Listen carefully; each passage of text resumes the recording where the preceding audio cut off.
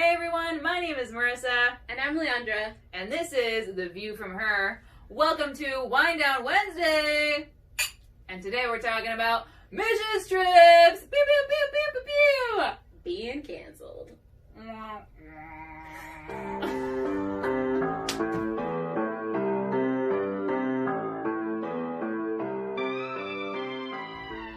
Leandra, Marissa. I want to take us back. Alright, where are we going? We're going to go back in time. When? The year is 2015. Close your eyes. Okay. Picture this.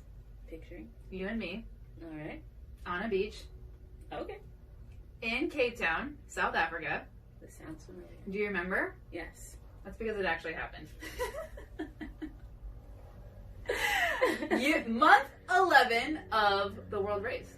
Dang. Do you remember the World Race? I remember it very well. Why don't we tell these people a little bit about what happened on the World Race? Let's just start. What is the World Race? You're right. What the hell is the World Race? Because when I went, yes, a lot of people thought I was going on an I was going to amazing say race. the same thing. I was going to say the same thing. Everyone was like, oh my god, you did the amazing race? I was like, nah, son. I did the World Race, and I got no money, but I had to raise a lot of money, so it's way different. It is very true. What is the World Race? So the World Race is an 11-month, in 11 countries, an 11-month missions trip. Yes. Around the world that has to do with, well, partnering with different missionaries and ministries globally. Yes. So the premise is you've got about 250 young people, and this is from our experience, just so we're clear. Yeah, our experience. I think now it's called Passport or like Gap Year or something like that. Well, now they have like a lot of different ones, but the World Race is still a program. Okay, so it was like OG a little bit. I don't know.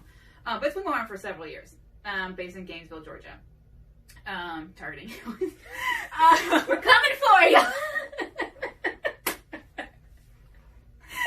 Oh my god. So it was so when you go, you're gathered, you like apply, you raise $16,000, you're in this thing with 250 people, and then from those 250 you're broken up into groups of like 45 to 50, and then you all have a route. So that route will take you to various different countries, depending on where you go. So no two routes are the same.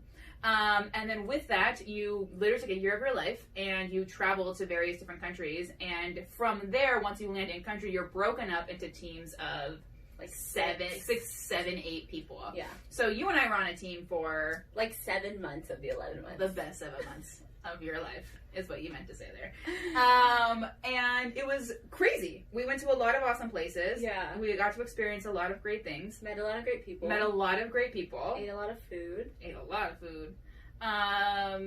And it was also a time of interesting perspectives, I would say. So why don't you tell people like a little bit about your experience? Yeah, so just to preface it, I actually went on this mission trip because I was wilding out in Oklahoma. I was bartending and I was drinking and I was a little crazy. It was not the Leandra that you have come to love now. She was wild. And so at one point, like in a drunken slumber, I was like, okay, God, I need to get out of here. I love when I meet God drunk, personally.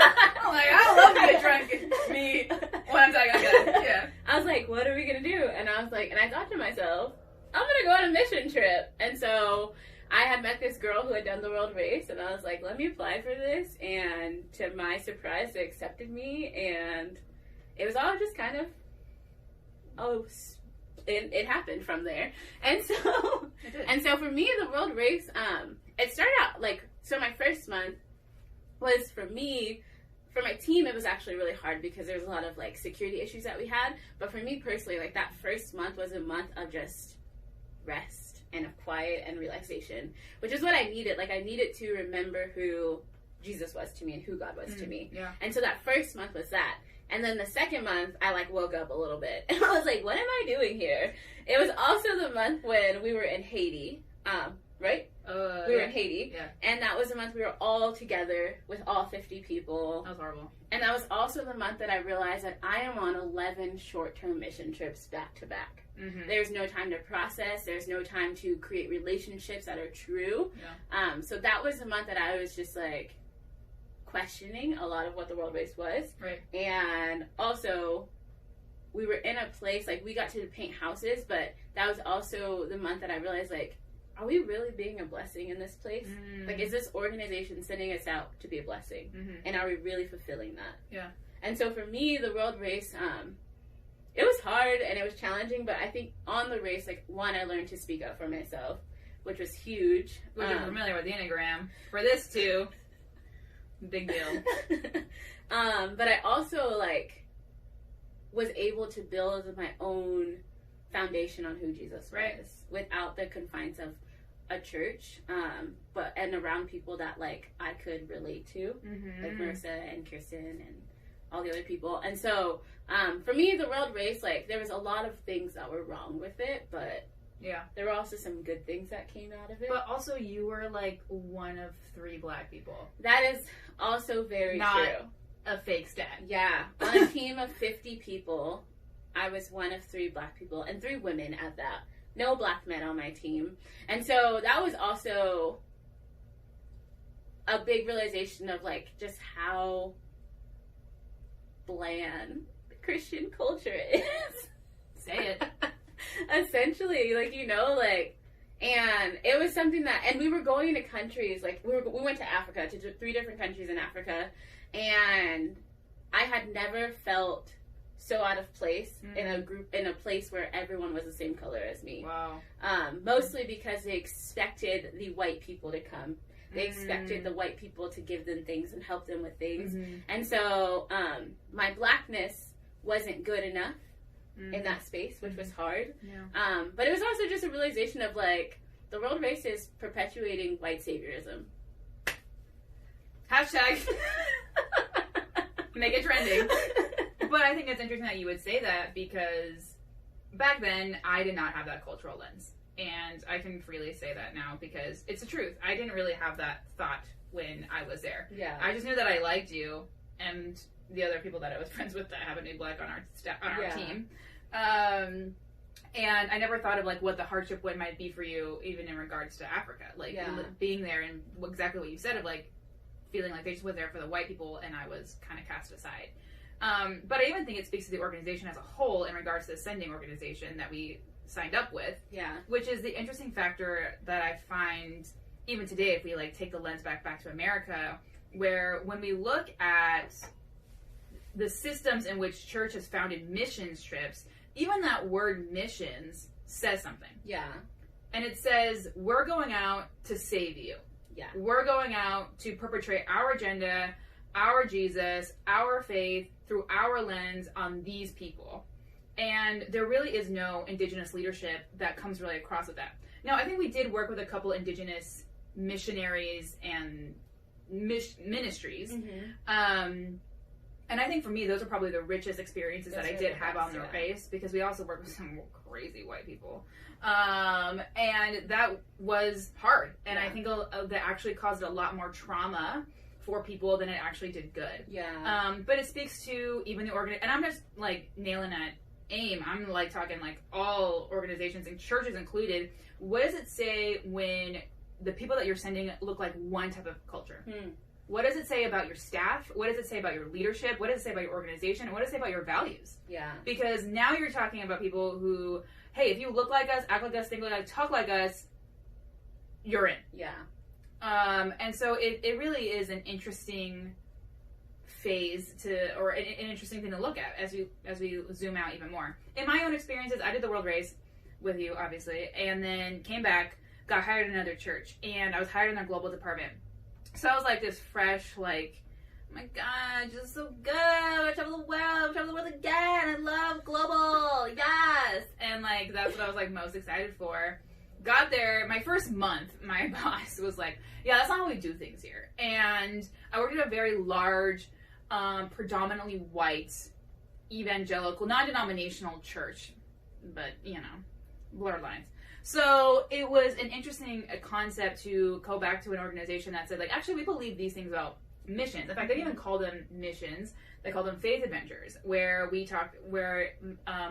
agenda was more, or the language is more around, we're going there not to serve, but to join alongside what indigenous leadership is already doing within the country.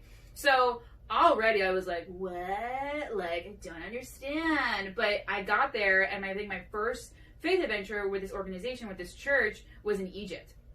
And it really was a different experience. We got to go to a conference that was ran by Egyptians, Egyptian youth, got to meet other people from other parts of the world that were passionate about prayer and passionate about evangelism in their countries.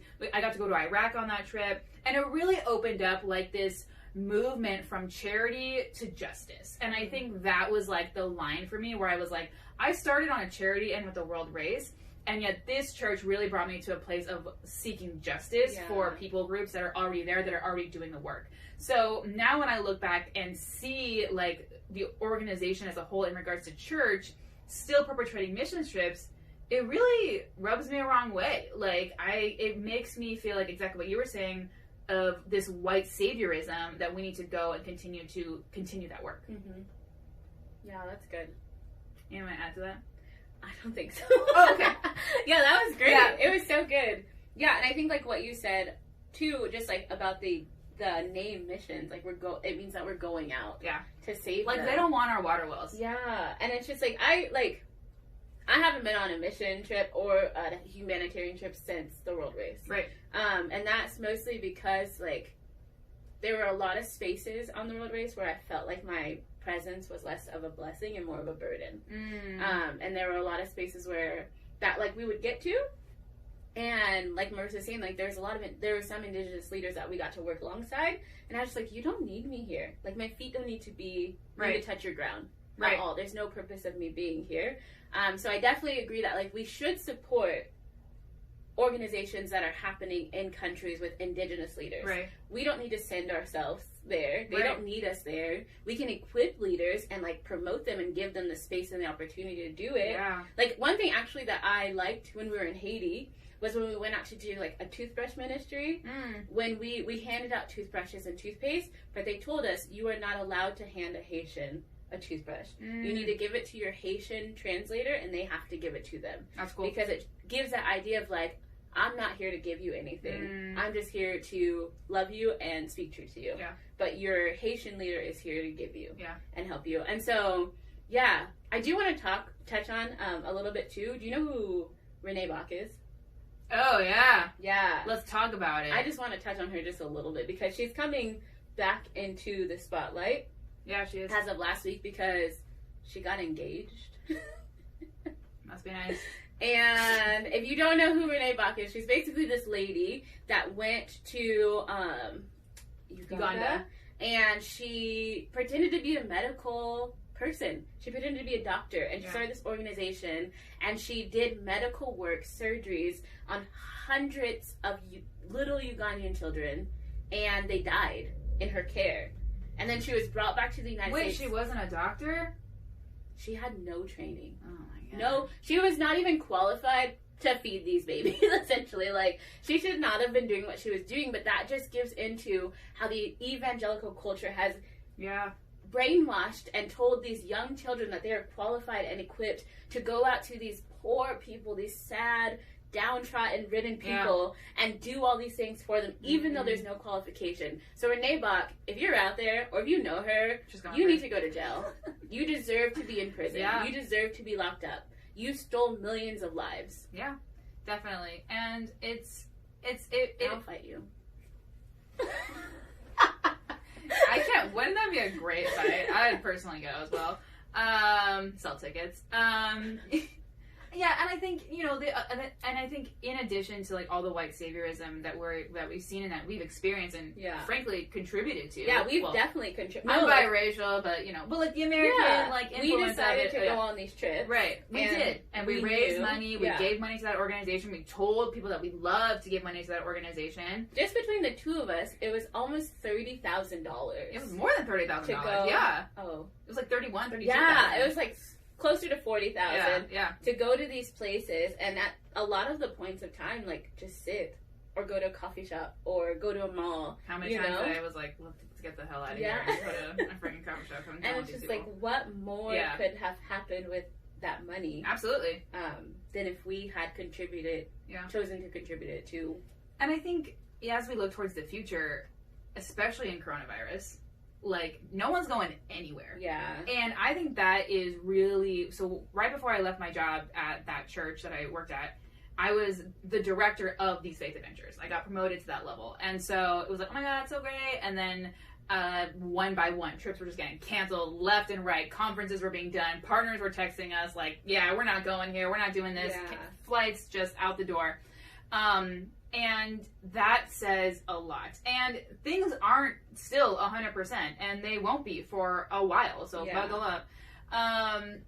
But it makes me wonder, like, what is God doing right now in regards to serving and in regards to justice, but especially in regards to justice globally. And I think it really, for me, takes me back to, like, this Church of Acts where we're really going to have to, like, serve justice and serve the needs of our community even more authentically than we did before. Yeah. Because if we can't go to Kenya or Uganda or Cambodia, you know, all these places that we have served in before, now we're going into, like, thinking about, like, justice at a completely different level, especially in these times. And I think that's a question that churches should be asking themselves is, like, okay, if we can't do global, like, what does global look like differently? And we thank God for technology, thank God for virtual, thank God for, you know, in my experience, I've had the privilege of being a part of a global family where I've been able to experience and walk that journey with so many people from all over the world, my age and older, and learn from them. But if I can't go visit these partners as much as I used to, well, now I really can't because I quit,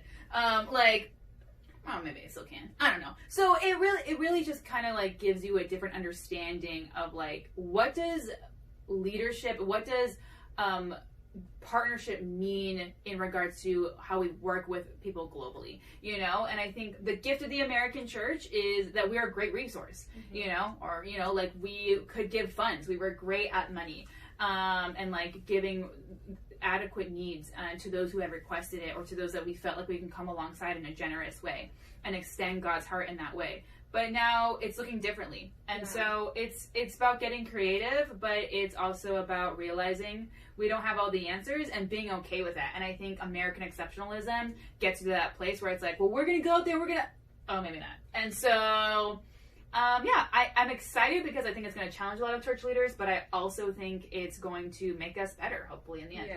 Yeah. That's good. Yeah. Cool. Good stuff. So, got a little hot. A little packed. I'll get me started. What about you guys? Have you experienced this in your own time, culture, like, experiences? I know we have a lot of World Race following people. So tell us what you really think, and we'll send them all to our boy Barnes. And just kidding. But, like, how was it for real? Like, what did you experience? What are some things that you would do differently if you didn't do the world race? Like, what is something just, like, in general about your own missions experience or overseas experiences with churches that you loved, that you hated, or you just would do differently? And how do you feel about engaging globally now? Yeah, and also just so we just state this, like, there is space to disagree with us. Like, that's why this community exists. It's an open community, and so if you don't feel the same way, like, we want to hear. We want to know, like, why. Like, if you did the world race and you're like, that was the best thing of my life, like, I want to celebrate that with you. Because there were highlights of the mission trip. Sure, I mean, we got to know that we did. Yeah. This came from that. COVID. And so, we love you guys. This is an open space. Like, we want to hear from you, like Marissa was saying. And, well, you guys, thanks for listening this time around. See you next week.